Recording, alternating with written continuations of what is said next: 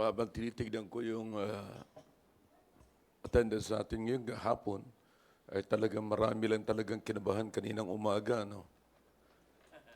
Kaninang tanghali, medyo nakakita kayo ng liwanag. Yeah.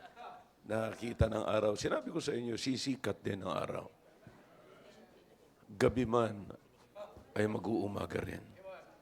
Yeah. All right. Shall we all stand, please, and turn your Bibles in the book of Colossians. The book of Colossians. Kasi sabi ko palang biglang humangin at saka biglang dumilim. Kaya ang ibig sabihin niya, sabi niya, tapos na, sinasara ko na ang ark. All right. Colossians chapter 1. Okay.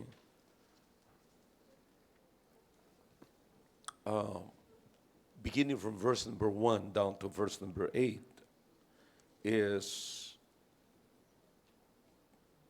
the verses are parts of Paul's salutation to the church at Colossae.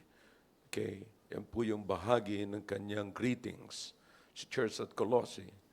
And sinasabi ni Paul kung ano ang kanyang pagbati at nalalaman patungkol sa kanila. Okay? And then, you'll notice from there, that is Paul's encouragement to the church at Colossae. Okay? And part of the encouragement, kapatid, ay atin pong aaralin ngayon because tonight I'm going to talk to you about from capacity to capability. From capacity to capability. You have to understand the church capacity so you will understand also the church capability.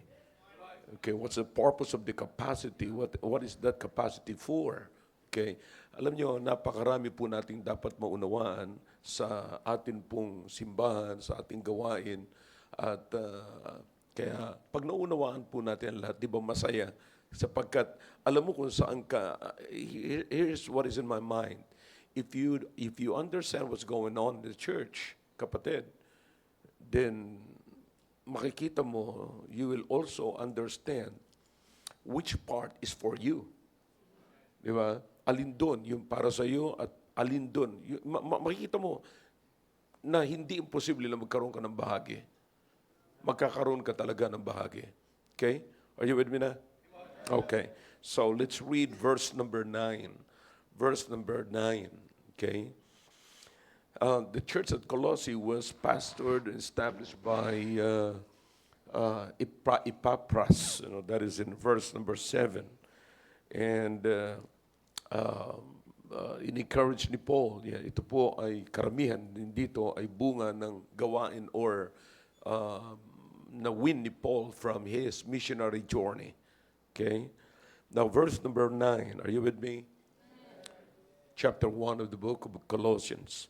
Verse number 9. For this cause we also, since the day we heard it, do not cease to pray for you and to desire that he might be filled with the knowledge of his will in all wisdom and spiritual understanding. Wow. Napakaganda ng words na ito, mga kapatid. Ano? Kung sasabihin sa iyo yan ng isang manggagawa ng Panginoon, isang pastor, napakaganda. All right, verse number 10. That he might, see that he might walk worthy of the Lord unto all pleasing, being fruitful in every good work, and increasing in the knowledge of God. Then, strengthened with all might, according to his glorious power, unto all patience and long-suffering with joyfulness, giving thanks unto the Father, which hath made us meet to be partakers of the inheritance of the saints in light, who hath delivered us from the power of darkness, and hath translated us into the kingdom of his dear Son. Diyan lang muna tayo. Okay? Sabi ko sa inyo, only a part of Paul's encouragement to the church at Colossae ang ating babasahin, mga kapatid. Okay? Tayo po'y sandali manalangin. Dakilang Diyos, salamat po sa mga talata na binasa po namin. Pagpalain niyo po ito na magsilbi po na karagdagang kaalaman po namin. At maunawaan po namin kung ano po ang nangyayari, simbahan, alam po namin kung saan patungo, ano po ang dapat namin gawin. And pagpalain niyo po ang bawat isa na may mapulot po rito upang makita po niya ang bahagi niya sa gawain Panginoon. Please use me once again, O God, in Jesus' name. Amen. All right, thank you. You may be seated in the presence of our God. Okay. Now, the church should be a living entity, mga kapatid. Ito po ay isang buhay at mananatiling buhay na organization. Okay? Ito po ay binubuo ng mga anak ng Diyos as defined, the church is defined the book of Acts chapter 2. It is the organization, an assembly of baptized believers who join together in doctrine and in fellowship, carrying the Great Commission.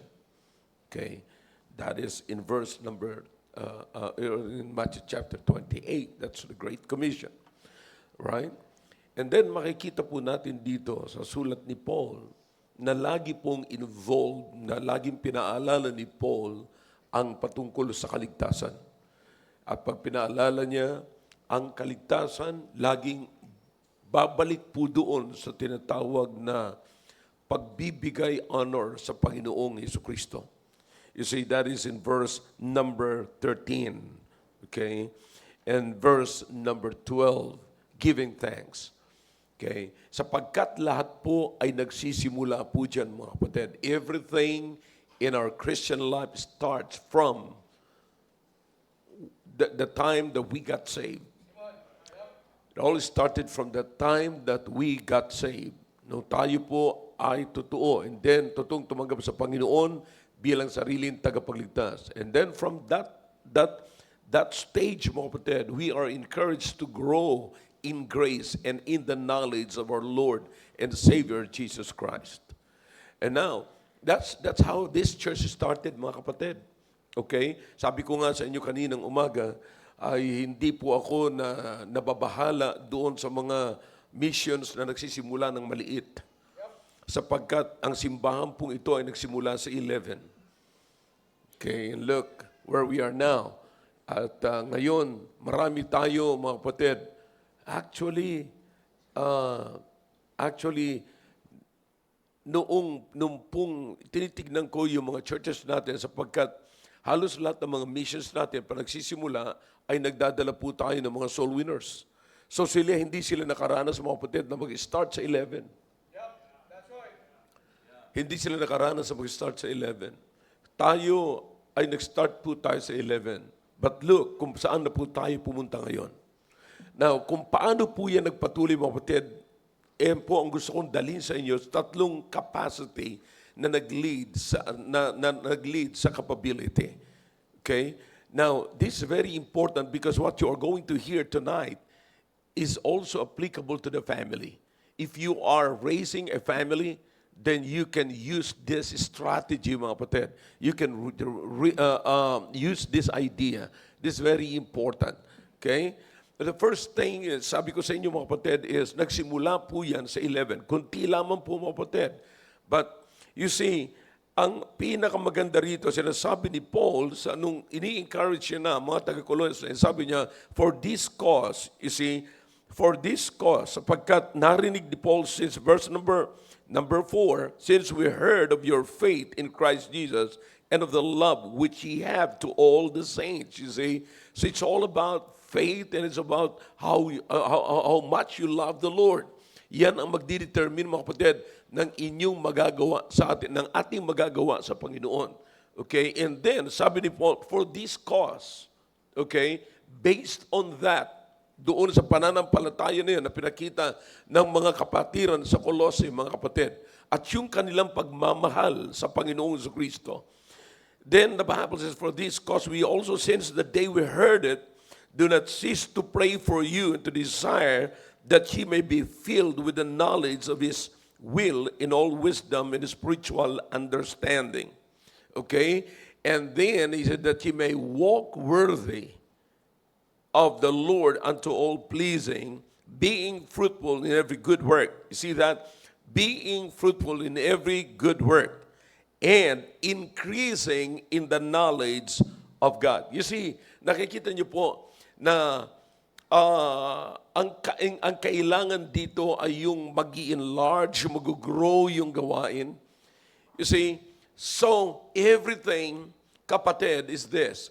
Right now, in our church, we're always concerned about our seating capacity. In fact, we're praying for a 5,000 seating capacity auditorium. Di ba? But I believe God, if God will provide it, God can fill it. Yeah, God can fill it up. You see, kayang punuin niya ng Panginoon if God will give us. Kasi kita naman po natin kung paano mo problema ang mga answers natin pagka Sunday morning tayo na, may mga upuan, marami tayong overflow, may mga plastic pa tayo dyan ng mga upuan, mga kapatid, ginagamit natin as you see at the back, So, ang problema lang, wala na tayong malagyan ng upuan. You see? So, kung titignan ng Panginoon yan, kapatid, ay ang Panginoon magsasabi kung kailangan na natin ng mas malaking seating capacity. You see, ang nakikita lamang po natin right now, what we are seeing right now is the overflow. And the seating capacity of this auditorium. Diba? Yun ang nakikita natin. In fact, nagdadagdagan na po tayo dyan sa harapan na yan. Marami na tayo, and then yung iba nakaupo na sa hagdanan, hindi na sila nakaharap sa akin, nakaharap na sila doon, sapat nakaharap sila sa monitor. Okay? So, that's the seating capacity. Pero nagtatanong tayo, mga kapatid, in fact, kung lahat ng mga first-time visitors natin, second-timers, and plus the heavenly demons, and the backsliders, and kapag ka nagbabalikan sila, pag siguro nananaginip sila sa gabi na hindi maganda, nakakaisip sila magsimba ng linggo ng umaga. And pag nakakapagsisimba sila, mga kapatid, nakikita nyo talagang halos wala na tayong malagyan. And my question, the question that comes into my mind, mga kapatid, is this: why God is still not giving us a bigger building, a bigger auditorium? You see, bakit parang mukha yatang tumatagal? Bakit parang mukha yatang hindi pa nakikita ng Diyos? In fact, nakikita ng Diyos eh. Bakit hindi pa niya tayo bigyan, mga kapatid, ng mas malaki? Pero nagpapasalamat ako sa Panginoon. I don't know kung hindi pa nagbabago yung opisyalis ng village. Sabi nila, papayagan na tayo maglagay ng auditorium. Okay? I like that. Kasi gusto ko rin po itong lugar na ito, mga kapatid, sa totoo lang. Okay? At alam niyo ba na naging kampo ito ng mga American soldiers, mga kapatid, American military. At pagka sila pumili ng ganyan, kinukonsider nila yung high ground, na pagka high ground ka, ligtas ka sa mga bahaba. Of course, during the war, ay ligtas ka sa mga atake. Kita mo, siyempre, yung mga galing sa baba. And aside from that, itong lupa nito, mga kapatid, ay matigas. So, yung lindol dito ay medyo mahihirapan, mga kapatid. But anyways, yan lamang sa physical na view nakikita ko. But I'm telling you, if God will allow us to stay here, God will allow us to put up the balcony. See, I think we can put like an additional 500, mga ganon, kung maglalagay tayo dyan, mga kapatid, ng balcony. Okay? But that's our seating capacity. As far as our seating capacity is concerned, mga kapatid, napapansin nyo, mga kapatid, na parang puno na eh. Habang nag-iisip ako ng ganon, ano pa? Panginoon, ano pa po ang hinihintay ninyo? Panginoon, ano pa po ang gusto ninyong makita? You see, na pagdating sa seating capacity, mga kapatid, ang nakikita lamang natin is yung kapunuan, sobra na, yung overflow. Pero, merong ipinakita sa akin ng Panginoon, which really convinced me, and I've learned something na kinakailang maghintay ako because ang seating capacity is not just for the purpose of seating capacity. Because the seating capacity will lead us to building capacity. All right, one more time, you're missing the point. Okay? Yung pong seating capacity magli-lead sa atin sa building capacity. I'm not talking about this building right here. I'm talking about the building the people. Okay? Now listen, ang kailangan po natin is this. Maraming mga nakaupo, but do they have the building capacity? You see, now it's sad. You know, every person that is sitting in this auditorium should have a building capacity. If this is the church, if you are a part of the church, kung kayo ay bahagi ng simbahan, kapatid, kung kayo ay membro ng simbahan, you should have a building capacity. You see, ano po ang ibig sabihin niyan? You must have the capacity. Dapat you must have a space or a room for you to learn. You see, your building capacity is your learning capacity. And you cannot learn if you cannot sit. You've got to sit down to learn. So that's why, ang nakikita lang natin, kapatid, kung ang nakikita lamang natin ay yung overflow, the seating capacity per se. Yung ito, pag napuno na ito, thousands na ito, pag napuno na ito, mga kapatid, that's all, puno na. That's only our seating capacity. Then why God is not giving us a bigger or larger room? Larger space? No. Sabi ng Diyos, hindi ko pa kayo bibigyan. Kasi yung mga nakaupo dyan, kinakailangang matuto sila. You see, kaya ako naglagay ng sitting capacity in order for you to have a building capacity. Are you getting the point, mga kapatid? You see, maraming nakaupo, kapatid, na kinakailangan pa nila magkaroon ng building capacity. What is that building capacity, mga kapatid? That is your capability to learn. That is your learning capacity. You've got to have a room for learning. You see, now you understand, mga kapatid, nang maraming mga pupunta simbahan lamang ngayon, ang alam lang nila magsimba, maupo, matulog, umalis, and then paglabas, the same pa rin sila. They're the same. Nothing has changed. Why? Because the church has a sitting capacity, but those who are sitting in that spotted chairs, mga kapatid, they are not learning because they don't have the learning capacity. Let me ask you a question, church. Do you have a learning space in your heart right now? Hindi ba nakakalungkot kapag ang isang nakaupo sa loob ng simbahan ay lagi na lamang opposition sa preaching ng salita ng Diyos? Walang learning capacity. Pag nagturo ka ng giving, mag-o-oppose. Magturo ka ng soul winning, mag-o-oppose. Magturo ka ng Christian living, mag-o-oppose. Walang learning capacity, pero ang church may seating capacity. You see, exactly ganito sinasabi ko, mga kapatid. Marami sa atin na pag nasa loob ng simbahan ay punong-puno, pero pag lumabas yung pumunta sa simbahan, empty. So kaya pala, kapatid, nakikita niyo ba ang reason kung bakit hanggang ngayon ay hindi pa tayo binibigyan ng Panginoon sa malaking building? Because ang gusto mangyari ng Panginoon, lahat na nakaupo ay matuto pa. You see, matuto pa. Paano ka matututo, kapatid? Paano ka magkakaroon? Because what you are learning here, brethren, what you are learning in this church every time you sit down in this auditorium, what you are learning will build your life. That's right. Yes, sir. That's why you've got to have a building capacity. May building capacity. Dapat may space ka pa for learning. You see, now listen, do you understand what the Bible says in the book of Psalm 19? Sabi ni David, now let's go to the book of Psalm 19. All right. Look at verse number 7. All right. The law of the Lord is what? Perfect. Converting the what?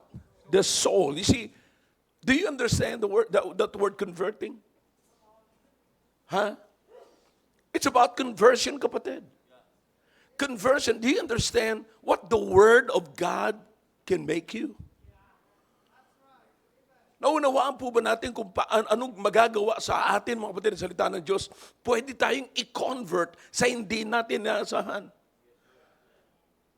You see, now maraming may aeroplano, kapatid, tinatawag natin mga cargo na yan, cargo airplane, like C-130 na tinutukoy natin, mga kapatid. According to history, yung iba po dyan ay hindi po yan dating C-130, hindi po yan dating cargo lamang, kundi yan po ay dating passenger. Pero kinonvert nila into cargo. Mas marami silang mailalaman, kapatid. Mas marami silang mapapakinabangan. Do you understand, mga kapatid, na kung i-convert lamang tayo ng Panginoon mula sa dati nating kalagayan? Look what the Bible says in the book of, look at this.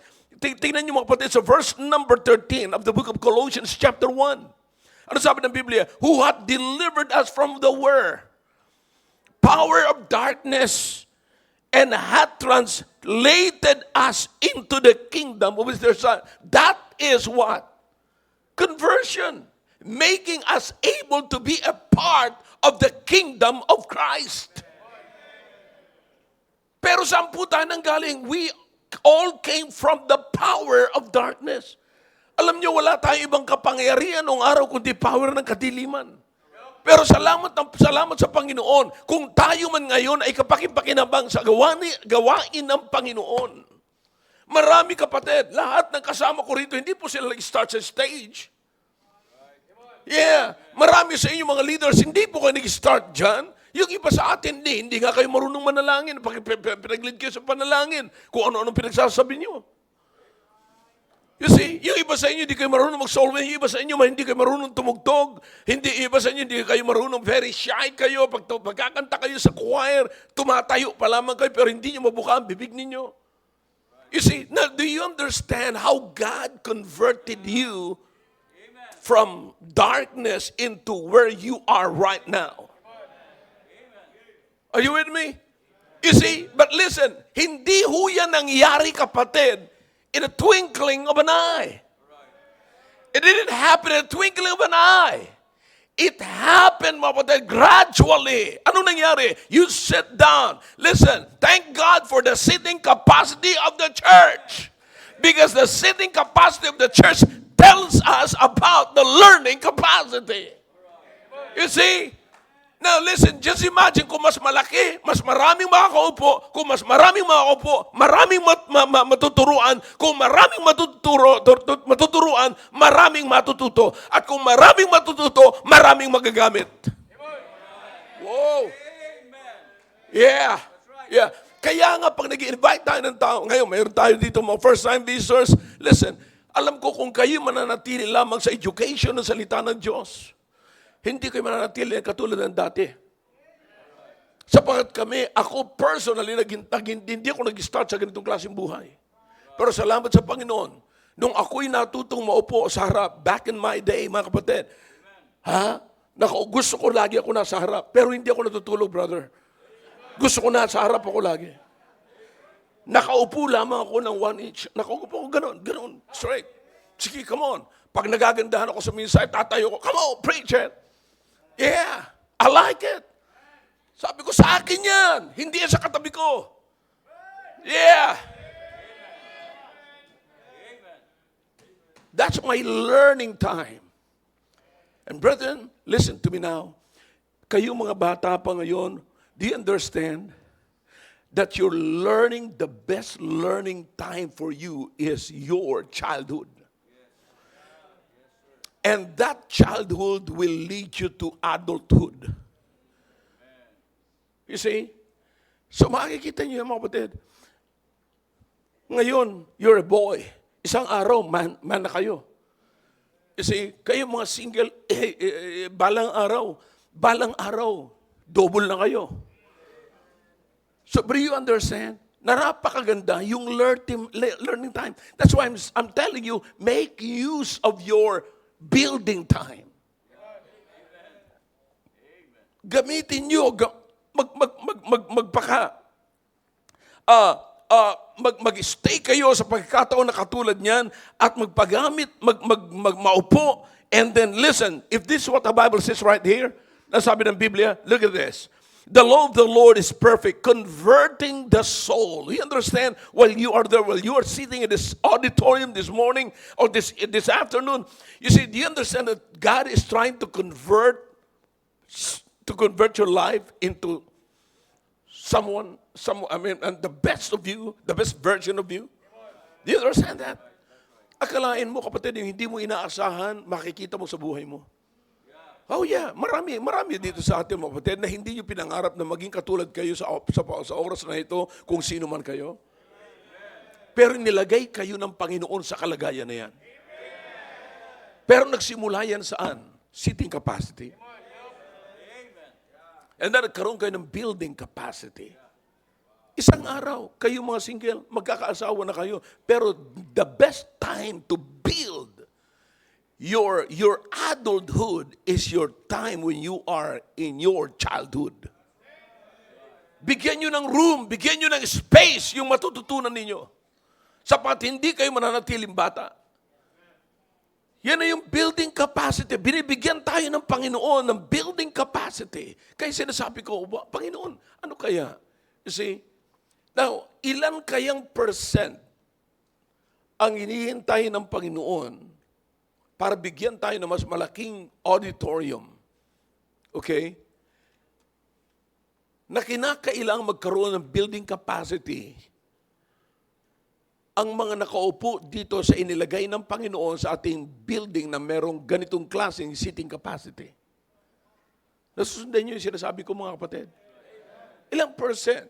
Baka may hinihintay lamang dyan sa taas o sa may bandang dulo, bandang huli. Yeah. Sabi niya, pagka hindi na nalilate yung isang nandoon, kapag ka nagbibigay na ng tithes and offering yung mga nandiyan, pag natuto na mag-soul winning yung choir members, and pag hindi na nagagalit, pagsabihan yung mga musicians, and so you understand, God's still in the process of building. Pero paano tayo mabibuild, kapatid? Wala nang iba kundi sa pamamagitan ng salita ng Diyos. The best na. You notice what about, let's go back to the book of Psalm, chapter 19. The law of the Lord is what? Perfect. Perfect. Yan ang the best na gagamitin natin for building. And then, converting the soul. The testimony of the Lord is what? Sure. All right, the testimony. What is the testimony, mga kapatid? Sabi ko nga sa inyo, mga kapatid, when someone is giving his or her testimony here, it is the what? She is or he is telling us how he applied the message. So ito, mga kapatid, the testimony, ibig sabihin, nangyari na po ito. The testimony of the Lord is sure. Sigurado na po ito. Nangyari na eh. See, you will notice even in the book of Psalm 126, you will find out that even during the captivity of Zion, mga kapatid, ang lahat, mapapansin niyo po doon, lahat ay nasa past tense form na yung mga sinasabi niya. And then in verse number 4, sabi ng Biblia, O Lord, do it again. You see? So that's why, bakit sinasabing do it again? Because it is sure. It already happened. Nangyari na kasi. Kaya nung nangyari na ito ngayon, uulitin na lamang ng Panginoon yan. So the testimony of the Lord is what? Sure. Making wise the simple. Alam niyo, mga kapatid, yung simple na tinutukoy dito, laging kulang sa kaalaman at lagi na lamang naluloko. You see? Yan yung simple, kapatid. Simpleng ignorante. Bahala na kayo mag-isip pa ng kung sino pa, kung dadagdag nyo pa sa simple. But simple is not knowledgeable. You see, but pag sinabi, sabi ng Biblia, yung taong yun na laging naluluko sapagkat kulang siya ng knowledge, kapatid, ang sabi ng Biblia, the testimony of the Lord, you see, is sure, making what? Wise. What will make you wise? The testimony of the Lord. Kaya wala ho tayong dapat hanapin pa rito. Kung meron mang magbibuild at i-allow natin sa buhay natin, if we are going to give a space, we must give it to the Word of God. We must remain, we must reserve a space for the Word of God. Bakit? Sabi ng Biblia, making wise the simple. Yan ang magbibuild sa atin, mga kapatid. So kaya meron tayong seating capacity because God wants us to have a building capacity. Be sure na nandiyan kayo, nakaupo kayo dyan. Nakaupo kayo dyan. Siguraduhin ninyo, sayang naman, nakaupo kayo dyan, pero wala kayong learning capacity. Dapat meron tayong space. You see, wag lamang kayong maupo dyan at magkwentuhan, wag lamang maupo kayo dyan at matulog, sayang. Because it might be the time that God is going to convert you. He wants you to learn something because He wants to convert you. Oh yeah, I don't know about you, kapatid. Naiintindihan ko eh. Lagi ko, sabi ko, palagi naman tayo sobra, pero palaging, bakit ganito lang tayo? Hindi pa tayo binibigyan ng Panginoon. May nangangako, pero pangako lang. Ipinangako na nga, ibibigay pa. You see? So hanggang doon lamang po tayo, mga kapatid. But we, as far as I am concerned, as far as our eyes is concerned, di ba? Parang iniisip natin, bakit sobrang naman, bakit hindi pa tayo bigyan ng Panginoon? But no, na-realize ko po ngayon, yung ating seating capacity is God's time to build those who are seated in that padded chairs. You see, ibibuild niya yung mga kabataan.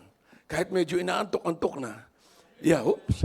And kahit medyo, you know, kayong mga singles, kayong mga nandito pa, maunawaan natin kung saan kayo dadalhin ng Panginoon. You see, that's why we must be rooted. Rooted. Kinakailangan laliman pa. Ang root, ang maaabot ng ugat, kapatid, sa paglago sa salita ng Diyos. You see, kinakailangan, may mga bagay para dapat makultivate sa buhay po natin. Just imagine sa family po natin. Anong mga dapat pa natin kinakailangan? Listen now. Kapag kayo, listen, to be honest with you, mga kapatid, if you will use emotion to build your family, you're building a weak family. If you'll use your own ways, method of raising family, you are raising a weak family. Hindi matibay na pamilya ang inyong nire-raise. Hindi maayos na pamilya. Pero kung gusto mong mag-raise ng isang matibay na pamilya, isang makadiyos na pamilya, gamitin mo ang salita ng Diyos. Because the Bible says, the Bible can convert the soul, making wise the simple. Think about this. Dito mga pati, tinitingnan po natin, kaya sabi ko nga, yung mga bata, kung seating capacity, meron tayo doon sa Lincoln, meron tayo rito sa Agoncillo. Lahat yan, mga kapatid, nag-overflow ng mga bata dyan. See, lahat yan tinuturuan natin, mga kapatid. See, seating capacity. Pero, listen now, nakikita niyo yung programa natin mula sa mga bata, pagka sila naging graders na, ilang taon na napupunta sa inyo, RG? 9 to 12. And then 9 to 12, nandoon na sa junior church. So doon, binabakbakan na naman sila doon, kapatid. Malaki ang seating capacity nila doon kasi nasa sahig sila. And then, mula ho dyan, pag nag-teenager na sila, dadalhin natin sila rito. Nandito na sila sa auditorium, mga kapatid. At dito na naman, binibuild na naman natin ang buhay nila. So you understand kung gaano kahalaga nito, mga kapatid. Maaari ang nakikita lamang natin, nagdadala tayo ng bisita para mapuno. Listen, hindi ho, para maupo. Hindi para mapuno ang building, kundi para maupo. At sapagkat kapag ka naupo ka, yan ang chance na matututo ka. At pag natuto ka, yan ang chance na pwedeng gamitin ka. Hindi po nagtatapos doon. See that? Seating capacity, building capacity, and last is their sending capacity. Sending capacity. Okay, ano ang church? Ano ang sending capacity ng church na ito? Okay, do we have room for missions? Are we mission-minded people or children of God? You see, kaya nga kapatid, napakahalaga ng building capacity. Ako'y nagpapasalamat sa Panginoon, kapatid, lahat ng mga missionaries natin nandito na ngayon ay nasa mission field na. Sila'y na-build sa simbahang ito. Sila'y na-build, sila'y naturuan, sila ay natuto, sila ay na-train sa simbahan po ito. They are ones. You understand? Sana nga kasama natin ngayon si Pastor RJ. Pero alam niyo po ba, mga kapatid, na habang itong mga taong ito, si Pastor RJ, siya ay isa sa mga nakaupo dyan na katulad ninyo. Do you understand that? Nandyan sila sa seating capacity ng church. Thank God. Do you understand that? Listen, salamat sa Panginoon na ang church ay merong room sa mga taong hindi mo inaakala na gagamitin ng Diyos. We have room for sinners. We have room for drug addicts. We have room for a prodigal sons. We have rooms for ladies. We have room for men. We have room for everybody. This is the house of God. And this is for God, kapatid. You see, and thank God na nagkaroon tayo ng room na ganyan, mga kapatid. Nung sila'y nauupo, si Pastor RJ nauupo dyan, just imagine, natuto siya sa upuan, at nung natuto siya sa upuan, nandoon na, kapatid. That's the sending capacity of our church. Now, it's so important to have that capacity because that capacity will determine our capability. Now we're capable to send missionaries. Our missionaries are capable to start a new church. Di ba? Bakit, kapatid? Sapagkat isa lamang ang natandaan ko sa kanila, natuto silang maupo sa upuan na yan. Kung hindi po tayo nagkaroon ng space na ganyan, kapatid, hindi mo alam. You understand, yung mga paantok-antok dito. Hindi natin alam, mga kapatid, kung yan ay gagamitin ng Panginoon. Isang araw nasa mission yan. Paantok-antok pa rin. But anyways, ang ibig ko sabihin,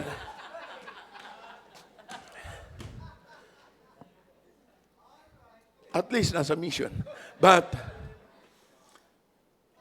you understand, kung bakit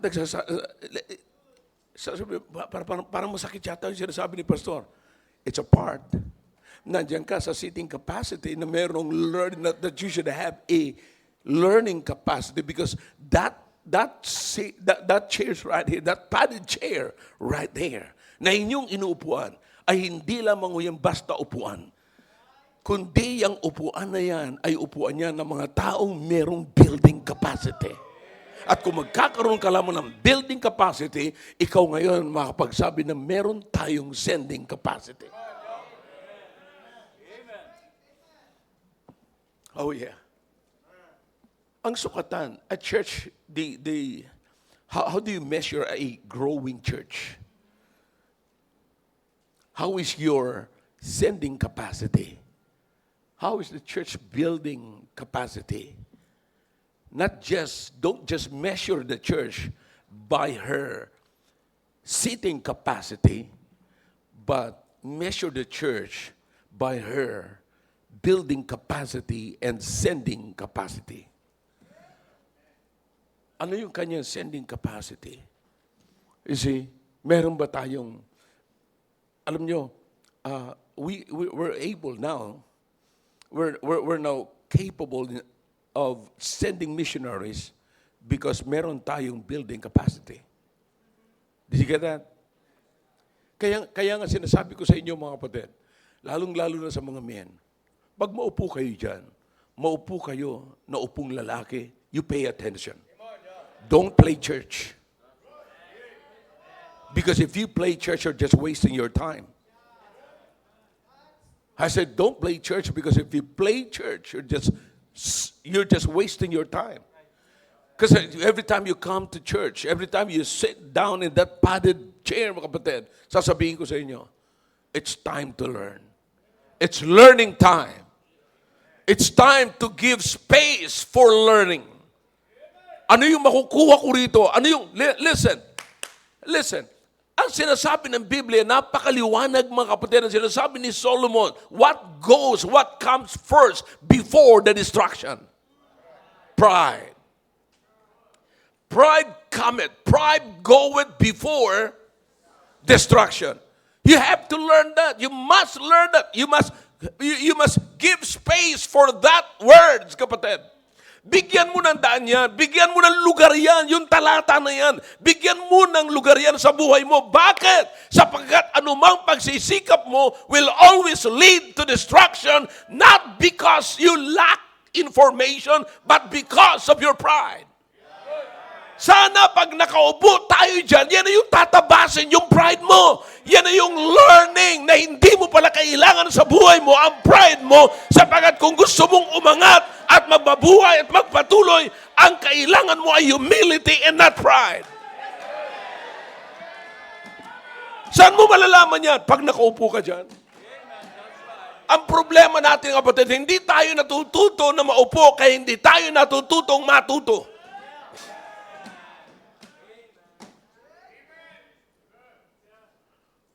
Kapatid, lahat ng nawawala sa gawain, sasabihin ko sa inyo, isa lang ang problema niyan. Pride. Sa tanggapin nila sa hindi, isa lang ang problema niyan. Pride. Pride. Because they can deny it, because pride will tell you that it's not pride. Yeah. Kaya hindi mo man ma-detect eh. Pero kapatid, ito na sana eh. Sayang yung mga upo ninyo na ganyan. Sayang. Andiyan na. Panektay kayo, nakaupo kayo dyan sa harapan na yan. Yan na yung time na sana matuto na tayo. Bakit? Because after that, meron ng sending capacity and you have now the ability to be used by God. Remember, listen now. If you can recall the life of the Apostle Paul, when the Apostle Paul was met by the Lord Jesus Christ on his way to Damascus. You remember that? Diba? After that, binulag muna siya. Wala muna siyang nakita. It's a part or it's a time, the time of realization and learning. He realized, the Apostle Paul realized that he was kicking against the prick. At ang sabi ng Panginoon, huwag mo nang patagalin yan. Sipa ka nagsipa na sa matulis. Huwag mo nang patagalin because you're only hurting yourself. You are, because the Apostle Paul said, I did it ignorantly. But your wounds is increasing because of your ignorance. Kaya sabi ng Panginoon, hindi ko na patatagalin yan. Paul, eto na, okay. Binulag siya. There's a time for realization, time for him to realize what's going on in his life. And then pagkatapos yun, mga kapatid, makita nyo, pinadala siya ng Panginoon doon sa isang lalaki para maturuan siya. And then after that, pinamulat siya. Boom! Doon na nagsimula ang kanyang mga gawain. You understand that? I hope you understand the life of the Apostle Paul. See? So, that's the time, kapatid. Hindi po natin minsan na-realize na nandun na tayo sa punto na, pinapaintulutan ng Panginoon. We understand that sometimes God allows darkness to come into your life para lamang matuto tayong mag-recognize ng light. You see? I can imagine when the Apostle Paul opened his eyes, he saw the light. See? Minsan hindi natin malalaman yan at until na paranas sa atin ng Panginoon o pahintulutan ng Panginoon na maranasan. Sige, gusto mo yan? Okay, diyan ka muna. Kasi, kaya nga dito sa atin mga kapatid, pagka meron tayong problema, saan natin dinadala? Hindi natin pinagbabawalan na huwag umatin sa simbahan. Bakit? Kailangan niya salita ng Diyos. Pinapaupo natin sa harap. Yeah. Kaya karamihan mga nakaupo sa harap, hindi po yan spiritual. May mga kaso yan.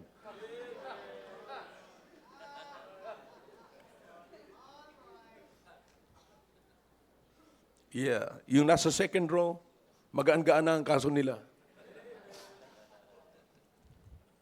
Yung mga nasa likod na ayaw nila sa harap, magkakakaso yan mga yan. So I hope you understand mga kapatid, yung kung paano ginagawa ng Panginoon. Listen, you should understand now, hindi, lahat tayong pupunta sa church. Kaya sabi ko sa inyo mga kapatid, this is an educational institution. Every time we come, we must learn. And then what is your learning capacity? Yung iba, ang learning capacity nila ay pang umaga lang. Puno na kaagad. Kinakailangan magbumili naman uli sila ng tawag noon. Hard drive naman. Memory. Wala na. Sarado na yung memory nila eh. May tulog pa yon. So ganun lang ang pumasok kapatid. Sarado na yung memory nila. Kinakailangan nila ng extra mga kapatid. Clear the cache. Kinakailangan lilinisin na yung lalagyan mga kapatid. O bibili naman sila ng another memory drive. You see? So you understand that? Yung learning capacity ay napakakunti lamang. But listen, it is God who is... Sabi dito sa binasa, let's go back to the book of Colossians. Okay? Book of Colossians. All right, verse number 9. For this cause we also, since the day we heard it, do not cease to pray for you and to desire that ye might be what? Filled with the knowledge of His will in all wisdom and spiritual understanding. Imagine kung sa iyo babagsak yan. Wow! I don't know about you, but listen, you need this. Kailangan natin, kapatid, ang isang... Boy, I'm telling you. Kaya minsan, kapatid, hesitant tayo magpagamit. Sasabihin lang, kasi mahina ako sa ganyan. Kasi kaya nga mahina, kapatid, yung learning capacity natin ay hindi natin ino-open. We do not give space. Listen, it's not that you do not have space. But you just don't give space. Meron naman kapatid, ayaw mo lang magbigay. Ayaw mong bigyan ng space yung matututunan nyo, yung wisdom ng Panginoon. Sabi ni Paul, dapat mapuno yan ng knowledge. Kapatid, ang problema kasi binibigyan natin ng ganyang space yung knowledge patungkol sa Diyos, pero yung knowledge tungkol sa libutan is mas malaki. Kaya nga ang performance natin ay mas marami sa sanglibutan kaysa sa gawain ng Panginoon. Listen, kung konti lamang space na binibigay natin sa Panginoon, mas madali tayong mapagod at maubusan ng lakas sapagkat kung konti lamang space na binibigay sa atin binibigay natin sa gawain ng Panginoon. Tapos sa sanglibutan, kapatid, napansin niyo yan? Scroll kayo ng 1 hour sa mga clips. More than 1 hour na, pero parang hindi kayo inaantok, parang hindi kayo napapagod. Magbasa lamang kayo ng 3 verses, antok na kayo. Do you understand your learning capacity? But listen, alam niyo kung anong pananggalang natin? Sana ang weapon natin? The Word of God. It's a double-bladed weapon. Yan ang ating pananggalan, kapatid. It's a lamp unto our, come on, talk back to me if you can. Feet, and a light unto our path. Pero gaano natin binibigyan ng pansin? Kunti lang. Kaya tayo nadadapa, kaya tayo nabubunggo, kaya tayo nagkakaroon ng problema, kapatid. Kapatid, listen, while you're listening to this message tonight, and you're sitting in that padded chair, listen, you've got to open and give more space to your learning capacity.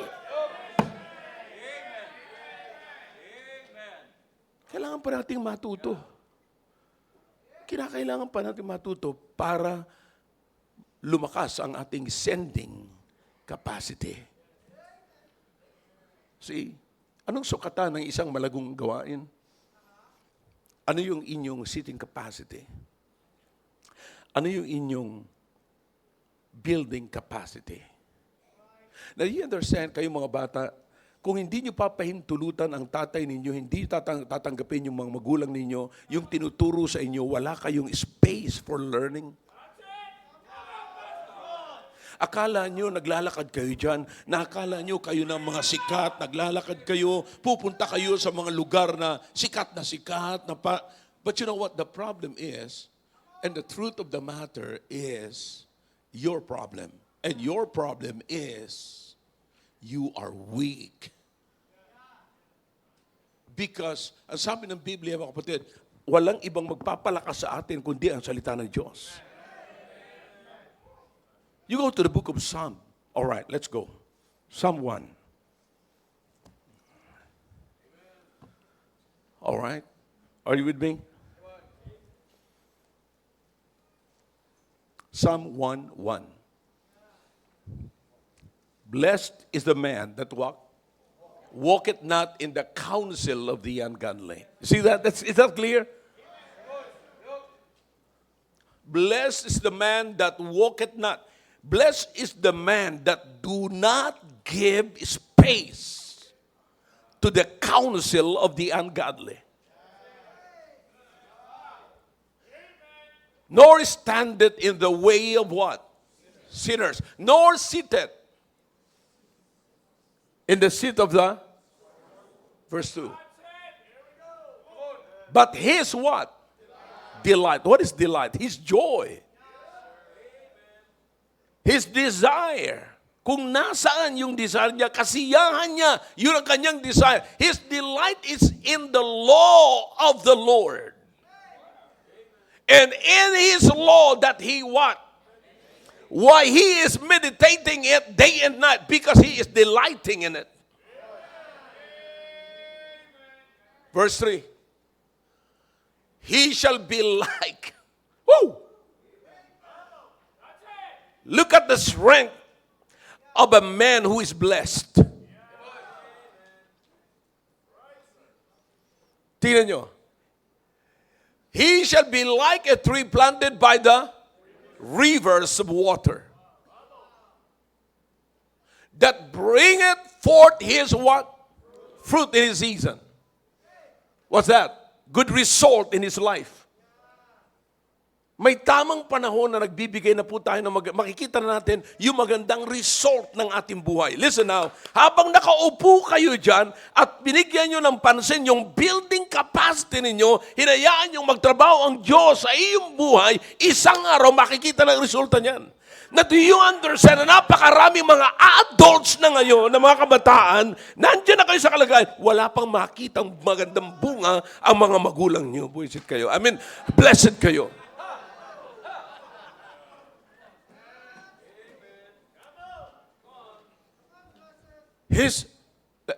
Verse number 3. His leaf shall also, or his lip also shall not wither. And whatsoever he doeth shall prosper.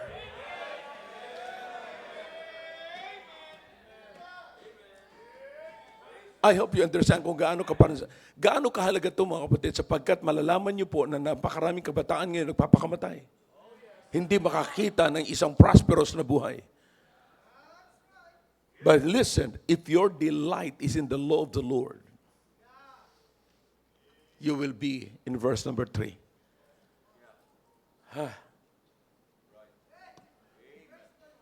Ano lamang po kailangan natin, kapatid? You understand? Let me ask you a question. I'm closing now. Tama na po to. Okay? Alam ko yung learning capacity niya.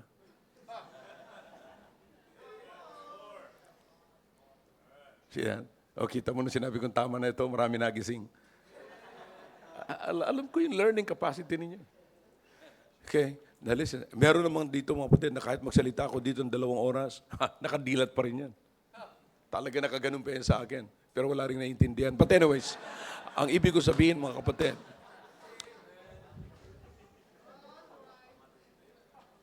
how will you know if the church is a growing church? And how will you define a church? Listen, this church, we're blessed that we have the seating capacity. Whatever, kapatid, ito sinasabi ko, gaano man kalaki ang simbahan, maging nagsisimula pa lamang. Oh boy, how I wish yung mga missions natin nakikinig ngayon. Kahit na ilang tao pa lamang kayo dyan, you should learn to appreciate it because it is God that giveth the what? Seating capacity. At kung sino ang uupo dyan, yan lamang ang bibigyan ng Diyos ng building capacity. Na isang araw, magkakaroon din siya ng sending capacity ng ibig sabihin, magtatrabaho siya. Kaya yung iba sa inyo rito, ito lahat ng mga nandito mga kapatid, wala silang sending power nung araw, sending capacity. You see, lahat ng soul winners dito, lahat na nagkaroon kayo ng bunga rito mga kapatid sa gawain ng Panginoon, wala kayong sending capacity. Nagsimula rin kayo sa upo-upo at pakinig-kinig. At binigyan nyo ng daan ang katotohanan sa buhay ninyo hanggang sa matuto kayo. At hindi nyo na napigil yung natututunan ninyo, kaya in-apply nyo na that is your sending capacity. Kaya yung mga nagsisimula pa lamang, huwag nating tawaran kung meron silang 10, merong 11. Pero yung 12 taon na, wala pa rin, iba na ho yun. Mas grabe ang kanyang katamaran capacity. So you understand what I'm saying right now?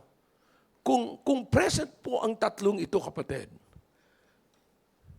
that will make us able, capable, kung present ang tatlong ito. Seating capacity, then what? Say it louder. And the third, alin ang hindi lalago? Lahat ng capacity na yan will lead us to capability. You see? Kasi doon, binigyan mo ng space, binigyan mo ng room ang lahat ng yon. Then God will make you able. Capable to do that, capable to accomplish that. May kakayanan ka na. I hope this message is clear, mga kapatid. That's the church. That's the church.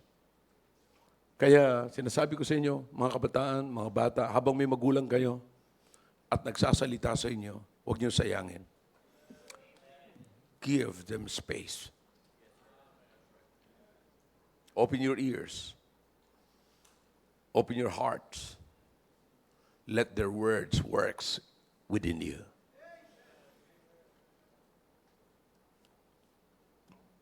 Ako'y naniniwala, kapatid, na walang sino man dito sa loob ng auditorium ay hindi pwedeng gamitin ng Diyos kung lahat ang tatlong ito ay present sa atin. Am I clear to you? Shall we all stand, please? Dakilang Diyos, salamat po sa inyong salita. Pagpalain niyo po ang salita niyo ito na nahayag. Please. Kailangan po naming matuto. Kailangan pa po namin makita ang mga bagay nito.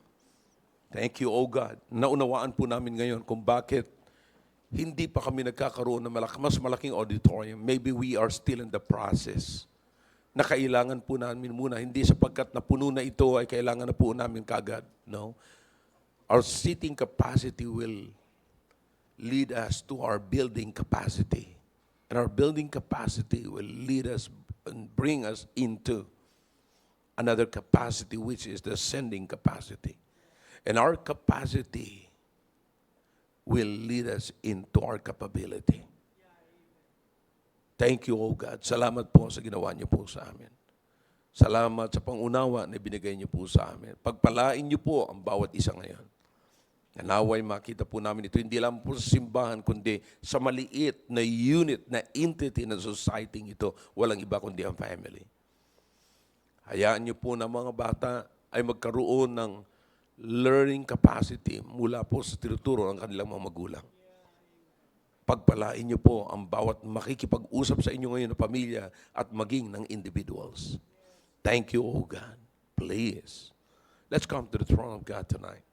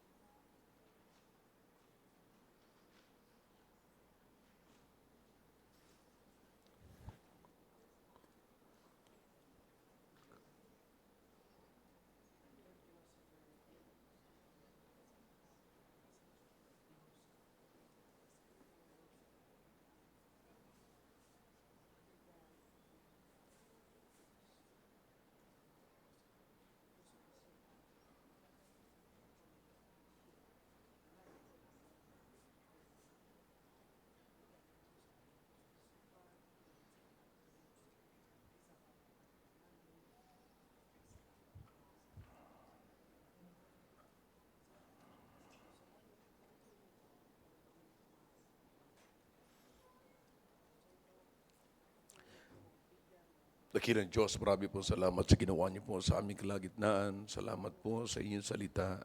Salamat po, Panginoon, sa minasay na nahayag ngayon. Panginoon, nakikita niyo po ngayon. Nakita niyo po kanina, nakikipag-usap ang inyong mga anak. Kasama po ang kanilang mga pamilya. Kasama po ang kanilang mga kaibigan. Kasama po ang kanilang kamag-anakan. Kasama po ang kanilang mga disciples, O Diyos. Panginoon, dalangin ko po anumang karaingan, anumang pong petition po nila, Panginoon. Bigay niyo po, ipagkaloob niyo po, Panginoon. Salamat na na-realize po namin, Panginoon, ang napakahalagang bagay na pinapahintulutan niyo na mangyari sa aming buhay. Salamat na dilan niyo po kami sa upuan na kung saan kami nakaupo ngayon. Sapagkat yan po ay upuan na hindi lamang po para kami maupo lamang sapagkat kami nasa loob ng simbahan, kundi yan po'y upuan na itinalaga niyo po sa amin para kami matuto. O Diyos, nawa ay pagkalooban niyo po kami ng isang bukas na puso at kaisipan na tatanggapin po namin anumang salita na narinig namin habang nakaupo po kami sa upuan na yan. Salamat, Panginoon, na hindi po nagtatapos sa kaalaman, kundi ito po'y ginagamit po ninyo para sa buhay naming haharapin, Panginoon. Maaaring ito po'y oras na kami nag-aaral. Maaaring ito po'y oras na kami po'y tinuturuan po ninyo. Ito po'y panahon na kami po ay dapat matuto. Anumang klaseng panahon, ito man ay transition season, oh God. But this, we should understand that this is the time that should not be wasted. Thank you, oh God. Thank you. Bless your people tonight. Thank you for what we have learned, what we heard, and what we learned. In Jesus' name, amen.